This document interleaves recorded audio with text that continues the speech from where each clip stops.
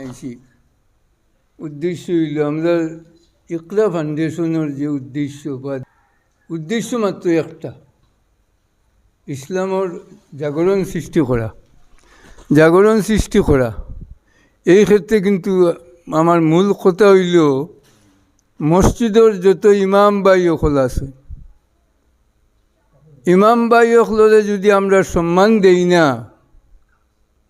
আমরা আন্তরিকভাবে রাখি না, আল্লাহ নবীর নাইব মানিয়া যদি আমরা রাখি না, যতটুকু হক আদায় করি, এই হক যদি আমরা গ্রামবাসী মহল্লাবাসী যদি আদায় করি না, তার লগে মতপার্থক্য সৃষ্টি করলে তো আমরা ছাত্রসকলের শিক্ষা হইত না।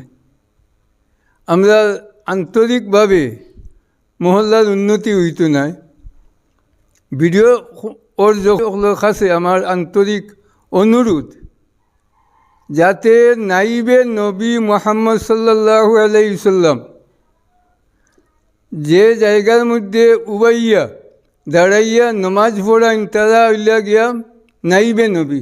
যে জায়গার মধ্যে নবী পাক সাল্লাল্লাহু আলাইহি সাল্লামে ইসলামের প্রচারের 23 বৎসর যাবৎ মসজিদে নববীর মধ্যে ইমামতি করছেন, আজকের যুগে সেই জায়গার মধ্যে আমরা সর্বসম্মত মনোনীত ইমাম সাব্যস্ত করিয়া, একটা কথা কিন্তু আমি খেয়াল করি দিয়ার, সমাজে সাব্যস্ত করার ইমাম, কিন্তু সাব্যস্ত করার সাথে সাথে আল্লাহর নবীর মনোনীত ইমাম হিসাবে মকরর হয়ে গেল। চিন্তা রাখবা।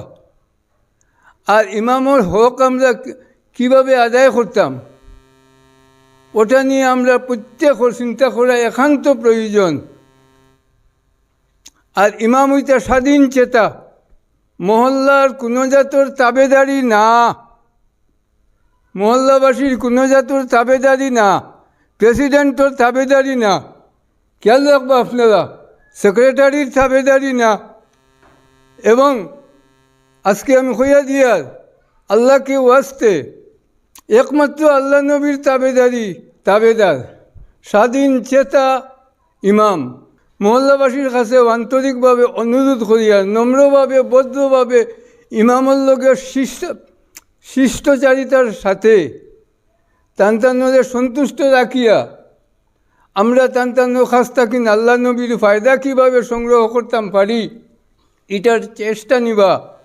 এই আপনাদের কাছে আমার এই আবেদন। মতপার্থক্য তান্তানোর লগে সৃষ্টি করবা না আল্লাহকে ওয়াস্তে। যখন ভিডিও ওর সমস্ত এলাকাবাসী তথা এই ভিডিও যেদিকে যাইব, প্রত্যেকের কাছে আমার বিনম্র অনুরোধ, ইমাম নাইবে নবী আবারও হইয়ার আল্লাহর মনোনীত একজন প্রার্থী, আল্লাহ নবীর মনোনীত প্রার্থী, আল্লাহ পাকে তৌফিক দান করুক। আর আমরাও ইমামর তাবেদারি করতাম। আর এই ইমামর তাবেদারি মানে হইল আল্লাহ নবীর তাবেদারি।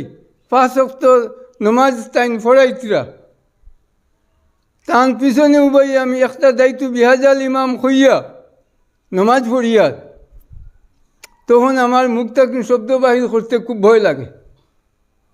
আল্লাহ পাকে আমাদের প্রত্যেকের তৌফিক দান করুক। ওয়া আখিরু দাওয়ানা আলহামদুলিল্লাহি রাব্বিল আলামিন।